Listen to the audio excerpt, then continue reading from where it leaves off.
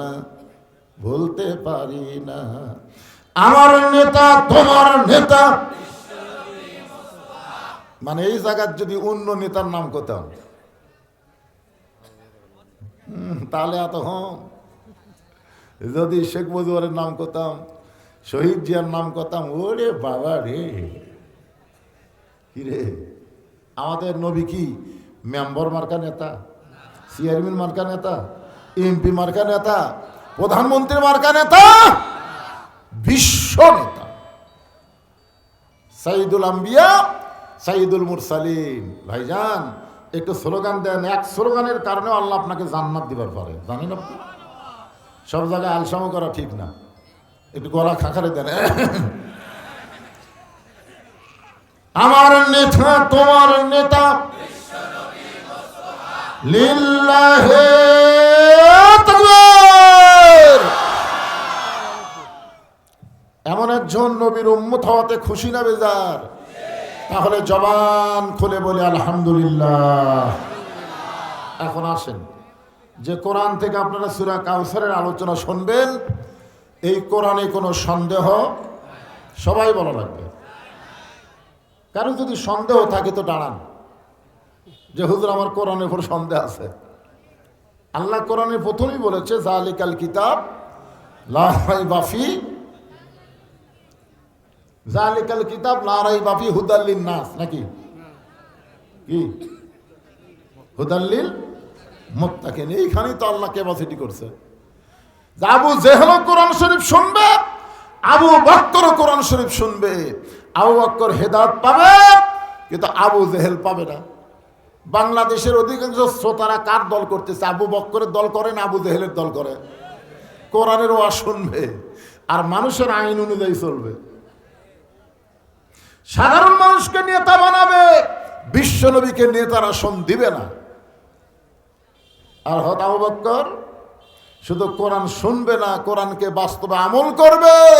দুনিয়ার কাউকে নেতা মানে, রাসূলকে নেতা হিসাবে নিজের জীবন পর্যন্ত কুরবানি দিবার চায়। ধরে কার কথা ঠিক কি না? কথা বলে কেমন নেতা? একদিন বলেছিলেন যে গভীর রাত্রে তোমাকে নিয়ে আমি মক্কা থেকে মদিনায় হিজরত করব। এই কথা বলার কয়েক মাস পরে নেতা কর্মীর বাড়ির দরজায় আস্তে করে একটা ঠোকা মারছে, সঙ্গে সঙ্গে দরজা খুলে যায়। নেতা বলে, কর্মী আবু বকর, এই গভীর রাতে তোমার বাড়িতে আসতেছে, এটাকে তুমি আগে থেকেই জানো? আবু বকর বলে, ইয়া রাসূলুল্লাহ, কয়েক মাস আগে বলেছিলেন একদিন গভীর রাত্রে মক্কা থেকে মদিনায় হিজরত করা লাগবে, আমাকে আপনি সঙ্গে করে নিয়ে যাবেন। সেদিন থেকে আজ পর্যন্ত কোনো রাত্রিবেলা ঘুমাইনি, বরং সারা রাত আমি দরজার পাশে দাঁড়িয়েছিলাম। কেমন নেতা, কেমন কর্মী! হ্যাঁ, একটু মনোযোগ দিয়ে শুনবেন। আল্লাহর নবী আবু জেহেল কোরআন শুনছে, আবু বকর কোরআন শুনছে, কিন্তু একজন সামিনা ওয়া তাআনা শুনেছে শুধু শোনার জন্য না, এটা বাস্তব জীবনে গ্রহণ করার জন্য। আর আবু জেহেল খালি শুনেছে কি জন্যে? কি জন্য শুনছে? সকালবেলা সে বলেনি এত সুন্দর কোরআনের বাণী, রাতটা কোন দিক দিয়ে গেল আমি বুঝবারই পারিনি।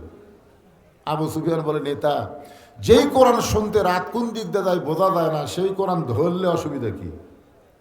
আবু জেহেল বলতেছে, কোরআন ধরলে তোর আমার নেতৃত্ব চলবি না, আসল নেতা হয়ে যাবে আব্দুল্লাহর এতিম পোলা। আজকেও বাংলাদেশে আবু জেহেল মার্কা দল যারা করে, তারা অন্য মানুষের নেতৃত্ব গ্রহণ করবে, বিশ্ব নেতার নেতৃত্ব গ্রহণ করবে না। আল্লাহর কোরআনকে তারা সব জায়গায় পছন্দ করবে না। ধরে কোন কথা ঠিক কিনা? মানুষ মরে গেলে কোরআন খতম দেবে, কোরআন পড়ে দোয়া করবে, এগুলো তারা পছন্দ করবে। কিন্তু কোরআন সংসদে যাবে, যেই স্লোগান দেবেন আল কোরআনের আলো সংসদে জ্বালো, তখন কলজার মধ্যে আগুন ধরবি। কেরে? সংসদে তো কোরআন চলবে না, সংসদে কোরআন পড়া চলবে। একজন কারি এসে সংসদ শুরুর আগে কোরআন তেলাওয়াত করে দিয়ে চলে যাবে, বুঝলেন না? ওই নামাজের মতন, যে নামাজে আসরের নামাজ পড়া জমি ধান দেখবার গেছে, যায় দেখে ওপর জমির পানি চলমল করতেছে, নিচে আর জমির পানি নেই। তখন চারিদিকে তাকায় দেখে কোনো মানুষজন নাই, আস্তে করে বসে বিসমিল্লাহ কয়ে আল কাটছে। তোর এখন কি কয়ে আচ্ছা বিসমিল্লাহ কয় কার আল কাটছে? কথা কর না কেন? উপরের পানির জমির আল কাটছে বিসমিল্লাহ কয়। আপনার কোন তো সব জায়গাতে বিসমিল্লাহ কওয়া যাবে, কিন্তু ওরা জানে যে বিসমিল্লাহ কলি কাম হয়ে যাবে। বিসমিল্লাহির রহমানির রহিম আল কাটছে, কেটে ওই পানি দিয়ে হাত ধুয়ে দাঁড়ায় আসার দিকে তাকায় বলতেছে আলহামদুলিল্লাহ, কেউ দেখেনি। আপনারা বলেন তো শুরুতে বিসমিল্লাহ শেষে আলহামদুলিল্লাহ আছে, কিন্তু মাঝখানে কামটা কি করছে? এ কথা বল না কেন? বাংলাদেশে এরকম বিসমিল্লাহ করে শুরু করলে হবে না, আলহামদুলিল্লাহ বলে শেষ করলে হবে না, মাঝখানে কামটা কি করল আগে সেটা দেখা লাগবে। ধরে কথা ঠিক কি না? আপনারা কি এরকম বিসমিল্লাহ শুরু করবেন নাকি? আলকাটা একটু মনোযোগ দিয়ে শুনতে হবে। যেই কোরআনের মধ্যে কোনো সন্দেহ নাই, যেই কোরআনের মধ্যে কোনো ধোঁকা নাই, যেই কোরআনের মধ্যে কোনো গোঁজামিল, সবাই বলবেন আছে নাকি? আচ্ছা, বর্তমানে যে সংবিধানটি আমাদের বাংলাদেশ চলতেছে, এই সংবিধানের মধ্যে সন্দেহ নাই তো সবাই বলতেছেন না কেন? সন্দেহ, গোঁজামিল, তারপরে ভুল। মাশাআল্লাহ, আপনারা আগের দাঁত বললেন নাই 3 বার, আর পরেরটা বলছেন আছে। তো এখন কোনটাই আমাদেরকে হেদায়েতের বাণী মনে করব, সংবিধান না কোরআন? জোরে বললে কি ধরা খাবেন? ধরা খাওয়ার দিন শেষ, এখন ডাইরেক্টের বাংলাদেশ। জোরে কোন কথা ঠিক না? জোরে বলেন, জোরে বলেন। এই জন্য আল্লাহ বললেন হুদাল্লিল মুত্তাকিন, পাইকারি হারে এই কোরআন সবাইকে হেদায়েত দেবে না, কেবলমাত্র মুত্তাকি বান্দাদেরকে এই কোরআন হেদায়েত দিবে।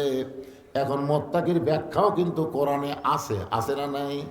ইন্না আকরামাকুম ইনদাল্লাহি আতকাকুম, ওই ব্যক্তি সবচাইতে দামি হয় যার কলিজার ভিতরে আল্লাহর বেশি ভয়। এই বেশি ভয় অর্জন করতে গেলে দুনিয়ার অন্য কোনো খেয়াল করলে হবে না, কেবলমাত্র খেয়াল করতে হবে, একমাত্র খেয়াল করতে হবে কার? এখন আসেন সেই পবিত্র কোরআনের ছোট্ট একটা সূরা, নাম হলো কাউসার। জোরে বলেন, নাম কি? কাউসার কি? হাসর হবে তামার সানি, উম্মত বলবেন পানি পানি, হাসর হবে তামার সানি। তামার সানি বোঝেন আপনারা? হাসরে কিন্তু মাটি থাকবে না, তামা হবে তামা। ওই তামার উপরে যখন সূর্যের তাপ পড়বি, এখন যত দূরে সূর্য আছে অত দূরে থাকবে না, সূর্য কত নিকট আসবে আপনারা জানেন না? তাহলে হাসর হবে তামার সানি, উম্মত বলবেন পানি পানি। সেই কঠিন দিনে নবী বিনে, সেই কঠিন দিনে নবী বিনে পানি দেওয়ার সাধ্য কারো নাই, সেই পানির নাম হলো কাউসার। তাফসীর কারকগণ বলেছেন যে হাউজে কাউসারের 1 পেয়ালা, এরকম 1 পেয়ালা পানি পান করে কেউ যদি জাহান্নামেও যায়, আল্লাহ জাহান্নামকেও জান্নাত বানিয়ে দিবে। আরে দেখছেন এই পানির মধ্যে পাওয়ার কি রে? যেই পানি শরীরের মধ্যে থাকলে ওই শরীরের জন্য আল্লাহ জাহান্নাম এরকম হারাম করে দিবে। আপনারা বলেন তো এই হাউজে কাউসারের মালিক আল্লাহ কাকে বানাবে? আমাদের নবীকে। আমাদের নবীকে বলতে কি হয়? অন্য কোনো নবীর চান্স আছে? হাউজে কাউসার আল্লাহ কাকে দিবেন? আমাদের নবীকে দিবেন। তাহলে আমরা কার উম্মত? সেই নবীর উম্মত। আমাদের কোন টেনশন আছে? খালি 1 গ্লাস পানি খামো, আল্লাহ যেটি দেই দেখ, যদি জাহান্নামের মধ্যে চলে যাচ্ছি। কাউসার ভিতর থাকলে আল্লাহ জাহান্নামকেও জান্নাত বানায় দিবে। সুবহানাল্লাহ বলে। সাহাবীরা বললেন, ইয়া রাসূলুল্লাহ, আপনার হাতে হাউজে কাউসার থাকবে, পাইকারি হারে সবাই যদি হাউজে কাউসারের পানি পান করতে চায়, আপনি সবাইকে পান করাবেন। রাসূল বললেন, ফাসাল্লি রাব্বিকা ওয়ানহার। 2টা আমল যাদের মধ্যে থাকবে, একটা হলো নামাজ, একটা হলো কুরবানি। এই 2টা আমল যারা করবে তারাই পান করবে হাউজে কাউসারের পানি। 1 নম্বরের নাম কি? সবাই বলা লাগবে। আপনারা কি এশা নামাজ পড়েনি নাকি? পড়ছেন? তাহলে জোরে বলতে, নামাজ জোরে বলতে অসুবিধা কি? কারণ বেনামাজিদের কাছে নামাজের ওয়াজ খারাপ লাগে। জোরে কোন কথা ঠিক কিনা? কিন্তু আপনারা নামাজি, আপনাদের কাছে তো নামাজের ওয়াজ খারাপ লাগার কথা না। এখানে দুইটা বিষয় বলা হয়েছে, একটা হলো নামাজ, একটা হলো কুরবানি। এই দুইটা আমল যারা করবে তারাই পান করবে হাউজে কাউসারের পানি। এই মাইকলা ভাই দেখেন তো জনগণ ঠিক মতো আমার কথা শুনবার পাচ্ছে কিনা? আপনারা কি আমার কথা শুনবার পাচ্ছেন, বুঝবার পারতেছেন? রিপ্লে আসে না কেন, হোহা করেন না কেন? এই জন্যই তো মাগরিবের মাহফিলই ভালো। রাত বেশি হচ্ছে, ঠান্ডা লাগতেছে, নিজে খেয়াল দেয়নি, এখন একজনকে ঠান্ডা লাগতেছে, হুজুর কি করবেন এখন? আল্লাহ আজকে কাউসারের তাফসীর শুনতে গিয়ে যারা ঠান্ডা লাগবে তাদের জন্য আল্লাহ তুমি জাহান্নামের আগুন হারাম করে দাও। জোরে কোন আমিন। আল্লাহ পারে কি পারে না? জোরে কোন পারে কি পারে না? আল্লাহ কোরআনে বলেছেন অবতাকু ইলাইহি ওয়াসিলা, আমি হাসরের ময়দানে ওসিলা খুঁজবো। তোমাকে আমল দিয়ে তোমরা জান্নাতে হবে এমন মনে করো না, যে কোনো একটা ওসিলাই আমি আল্লাহ তোমাদেরকে নাজাত দিব। আজকে এরকম ঠান্ডার মধ্যে বসে থাকাটাও একটা নাজাতের ওসিলা হতে পারে। পারে কি পারে না? কথা বলেন। অবশ্যই পারে। আল্লাহর একজন মস্ত বড় ওলি, নাম হলো মুনাব্বাহ রহমতুল্লাহ আলাইহি। তিনি একজন মস্ত বড় আল্লাহর ওলি ছিলেন। একদিন তিনি স্বপ্নে দেখেন আল্লাহ পাক তাকে বিনা হিসাবে জান্নাত দিয়ে দিয়েছেন। তো স্বপ্নের মধ্যেই বলতেছে, আল্লাহ তুমি আমাকে কোন আমলের কারণে বিনা হিসাবে জান্নাত দিলেন, সে আমলটা একটু বলো। আল্লাহ বলে না, তোমার কাছে শুনতে চাই। তো বলতেছে আমার মনে হয় নামাজের কারণে। আল্লাহ কয় না। বলতেছে রোজার কারণে। আল্লাহ বলে না। হজের কারণে। আল্লাহ বলে না। দানের কারণে। আল্লাহ বলেন না। বলে আল্লাহ তাহলে আমি জানি না কোন আমলের কারণে তুমি আমাকে বিনা হিসাবে জান্নাত দিলে। আল্লাহ বলতেছেন মুনাব্বা তুমি আমার প্রশংসা লিখতে ভালোবাসতে, যাকে বলা হয় হামদ। ইউনুস নবীরে খাইলো মাছেতে গিলিয়া। ভারত কিন্তু আমাদের ইউনুসকে গিলা খাবার চাচ্ছিল। জোরেকার কথা ঠিক করে কথা কন। ভারত একটা জোকার চ্যানেল আছে, জোকার চ্যানেল, মাঝে মধ্যে দেখবেন না, জি বাংলা না, জোকার। মাঝে মধ্যে দৌড়ে দৌড়ি করে বাংলাদেশ নাই, বাংলাদেশ নাই। ইউনুস বাংলাদেশ খায় শেষ করছে। ইউনুস নবীরে খাইলো মাছেতে গিলিয়া, ফেরেশতা পাঠালেন আল্লাহ ইসমে আজম দিয়া। দমে দমে শহর দম পড়ে সে ইসমে আজম, মাছেরই উদর হইতে বাঁচাইলা প্রাণ। সবাই বলেন আল্লাহু আল্লাহু, বলেন আল্লাহু আল্লাহু। তুমি জানলে জানালুহু, শেষ করা তো যায় না গে তোমার গুণগান। এটা হলো হামদ। এটা কি? আল্লাহর প্রশংসা। আর নবীর প্রশংসা কি? সে নামে সুর ধরিয়া পাখি যায় গান করিয়া, সে নামে আকুল হয়ে ফুল ফোটে সোনার বরণী। নবী মোর পরশমণি, নবী মোর সোনার খনি, নবী নাম ভাবে যেজন সেই তো দোজাহানের ধ্বনি। এটা কি? এটা কিন্তু নাত। রাসূলের শানে যেটা লিখবে সেটা কি? নাত। আর আল্লাহর শানে যেটা লিখবে সেটা হলো হামদ। তো মুনাব্বা রহমতুল্লাহ আল্লাহর হামদ লিখতেছে, প্রশংসা লিখতেছে। তখন এরকম শীষ পেন ছিল না, তখন কালির দোয়াতে বাঁশের কলম চুবড়াইয়া সেই কালি দিয়ে লিখতে হয়। উনি যখন আল্লাহর প্রশংসা লিখতে যাবেন, এমন সময় এক মাসি কালি খাওয়ার নিয়তে কলমের আঘাত পড়ে গেছে। যেই লিখবে আল্লাহর প্রশংসা, মাসি এসে পড়ছে। মুনাব্বা চিন্তা করে যে মাসিক হয়তো খুব তৃষ্ণা লাগছে, দেখি কতক্ষণ মাসি থাকে, আমি কলম লড়াবো না, এই মনে করে কলম ধরে আছে। এক সময় মাসি উড়ে চলে গেছে, কলম আবার চুবড়ায় যে আল্লাহর প্রসঙ্গে লিখতে যাবে, সঙ্গে সঙ্গে মাসি এসে আবার করছে।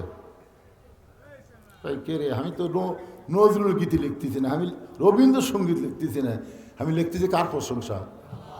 তো মাসি এসে তো ডিস্টার্ব করতেছে। তো মনে মনে চিন্তা করে, যা এবার খায়া যা। যতক্ষণ মাসি কলমের আঘাত পড়ে আছে ততক্ষণ কলম লড়ায় না, মাসি খায়া চলে গেছে। পরে যে আবার কলম চুবড়ায় লিখতে যাবে, মাসি আবার। আল্লাহর ওলি চিন্তা করে, পর পর দুইবার দিলাম, দেখি আর একবার। আর একবার কলম ধরে আছে, মাছি কালি চুষা দেওয়ার সে বলতেছে, আল্লাহ আমার মতন ক্ষুদ্র মাছিকে আশরাফুল মখলুকাত মানুষে তিনবার আমি তাকে জ্বালাতন করলাম, সে আমাকে কালি না পান করা পর্যন্ত তাড়ায় দিল না। আমি তোমার কাছে দোয়া করি তুমি তাকে আল্লাহর ওলি হিসাবে গ্রহণ করে নাও। আল্লাহ কয় মোনাব্বা, যে আমল তুই গুরুত্বই দিসনি, ওই মাসিরে কালি পান করার সুযোগ দেওয়ার কারণে আজকে আমি আল্লাহ তোরে বিনা হিসাবে জান্নাত দিয়ে দিলাম। তা আমরা কি জানি আজকে ঠান্ডার মধ্যে বসা আমাদের জন্য কত বড় উপকার হবে? আমরা জানি? মনে করতেছে না ঠান্ডার মধ্যে বসবো না, ওদের পিছনে খাড়া হয়ে আসো, দরকার নেই, খাড়া হয়ে থেকে আজকে শোনো ভাইজান, আজকের মাহফিল জান্নাত পাওয়ার একটা ওসিলা হতে পারে। ধরে কারণ পারে কি পারে না? ফাসাল্লি রাব্বিকা ওয়ানহার, 1 নম্বর হলো নামাজ, 2 নম্বর হলো কুরবানি। এই নামাজটা আল্লাহ তাআলা নবীকে আরশে দিয়েছেন। জোরে বলেন কোথায়? আমার কথার দিকে খেয়াল করবেন। হজ আল্লাহ নবীকে দুনিয়াতে দিছে, যাকাত আল্লাহ নবীকে দুনিয়াতে দিছে, রমজানের রোজা আল্লাহ নবীকে দুনিয়াতে দিছে, কিন্তু নামাজ এইটা আল্লাহ নবীকে দুনিয়াতে দেয় নাই। একেবারে এমন জায়গায় নিয়ে গেছে যেখানে জিবরাইলও পর্যন্ত নবীর সাথে যাওয়ার পারেনি। সুবহানাল্লাহ বলেন। এমন একটা জায়গায় এসে আল্লাহ বলেন, জিবরাইল ব্রেক, আর সামনে আসতে পারবা না। ফেরেশতা জিবরাইল ব্রেক হয়ে গেল, নবী একা একা আল্লাহর আরশে গেলেন। আল্লাহর সঙ্গে নবীর মেরাজ হলো। আল্লাহ নবীকে নামাজ দিলেন।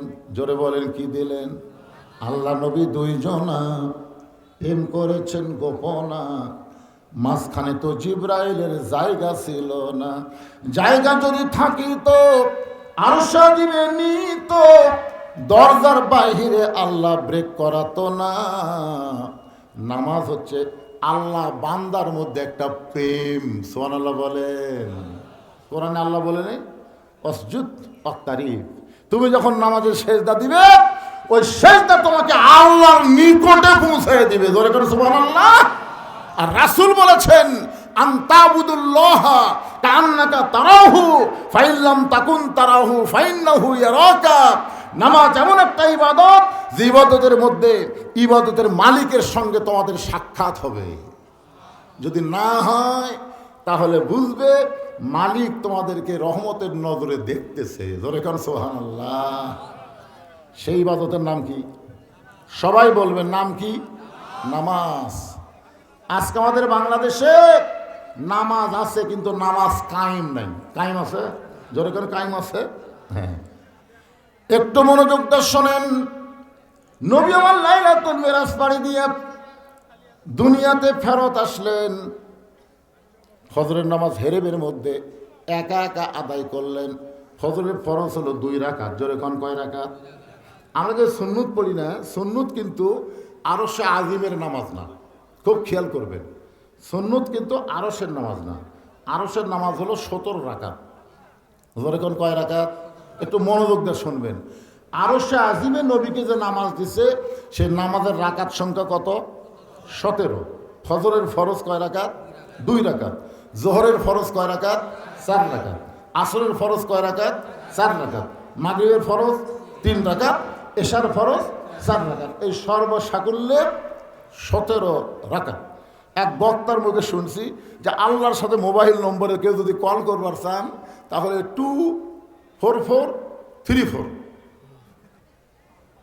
তা আমি চিন্তা করলাম কে আল্লাহর সাথে কল করে রাখলাম নম্বর আছে, তো ইংরেজিতে করেছে তো 2 মানে ফজরের 2, 44 জোহর আসর 3 4, তাহলে হিসাব করলে কয় রাকাত? 17 রাকাত। এই 17 রাকাতের প্রথম 2 রাকাত ফরজ নামাজ। ফজরের ফরজ নামাজ আদায় করে নবী হেরেমের ভিতরে বের হয়ে আসতেছেন। আসার সাথে সাথে যার সঙ্গে দেখা তার নাম হলো আবু জেহেল। আবু জেহেলের কি ভাগ্য দেখছেন?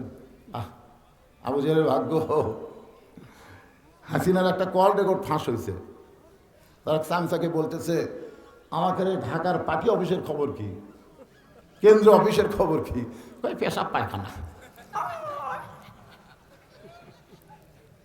এখানে আবু জেহেলের সাথে মিলে যাচ্ছে পারে, কি কথা এবারে। আমি হিসাব করে দেখছি, ফেরাউনের জীবনে আমি পড়ছি, নমরুদের জীবনেও পড়ছি এবং আবু জেহেলের জীবনে আমি পড়ছি, কিন্তু এরা তিনজন হাসিনার মতন এত খারাপ নয়। হাসিনা হলো ডিজিটাল খারাপ, তোর এখন কি খারাপ, ডিজিটাল। আরে সর্বপ্রথম মেরাজের পরে নবীর যার সাথে দেখা হলো তার নাম হলো আবু জেহেল। কি একটা ভাগ্য দেখছেন। আবু জেহেল নবীর চেহারার দিকে তাকায় বলে, বাজান, ও কি সুন্দর সুর, বরে সন্ধ্যার সময় তোমার দেখছি তুমি সুন্দর, কিন্তু সকালবেলা দেখতেছি তুমি অতীব সুন্দর। আবু জেহেল নবীকে বলতেছে, সন্ধ্যার সময় তোমাকে দেখছি তুমি সুন্দর, কিন্তু সকালবেলা দেখতেছি তুমি অতীব সুন্দর। আসলে আমাদের নবী যে সুন্দর ছিল এই ব্যাপারে কারো সন্দেহ আছে নাকি? যেন কারো সন্দেহ আছে? 400 রোজ গ্রহ তারা, তারি নূরের ইশারা, নইলে যে অন্ধকারে ডুবিত এই ধরনী। সবাই বলেন, নবী মোর পরশমণি, নবী মোর সোনার খনি, নবী নাম ভাবে যেজন সেই তো দোজাহানের ধনী। সন্ধ্যার সময় দেখছি তুমি সুন্দর, সকালবেলা দেখতেছি তুমি অতীব সুন্দর। নবী বললেন, চাচা সকালবেলা অতীব সুন্দর দেখার পিছনে একটা কারণ হলো, আজকে রাত্রিবেলা কাবার পাশে আমি ঘুমাইছিলাম, ফেরেশতা জিবরাইল আমার ঘুম থেকে চেতন করে জমজমের কূপের পানিতে ওযু করানোর পরে একটা প্রাণীর পিঠে করে বরাক, যার নাম, বাইতুল মুকাদ্দাসের মধ্যে গেলাম। বাইতুল মুকাদ্দাসে 2 রাকাত নামাজ